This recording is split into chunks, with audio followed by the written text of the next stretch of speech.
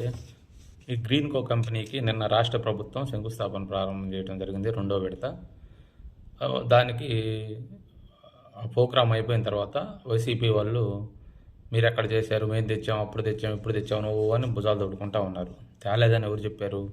పవన్ కళ్యాణ్ గారు గతంలో ఎప్పుడో చెప్పారు మీ గురించి, ఈ గ్రీన్‌కో కంపెనీ గురించి. ఏమని?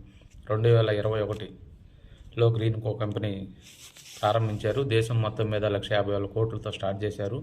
మన ఆంధ్ర రాష్ట్రంలో 30,000 కోట్లు పెట్టి ప్రారంభించారు. మళ్ళీ రెండో విడతగా అప్పట్లో 12,000 మందికి ఉద్యోగాలు కూడా ఇచ్చారు. మళ్ళీ రెండో విడతగా ఇప్పుడు 20,000 కోట్లు పెట్టేదానికి సిద్ధపడ్డారు. ఆ కంపెనీని పొగుడుతూ పవన్ కళ్యాణ్ గారు ఎప్పుడో చెప్పారండి ఆ విషయము. మీరు ఏదో దాచిపెట్టినట్టుగా ఏదో మాట్లాడతారేంటి? మళ్ళీ మేము తెచ్చాం అంటే మీరు తేవాలి కదా. తెచ్చేదానికే కదా మీరు గతంలో అధికారంలోకి వచ్చింది. ప్రజలు మిమ్మల్ని ఓట్లు వేసి గెలిపించింది. మేము తెచ్చాం అంటే ఎవరి కోసం తెస్తారు?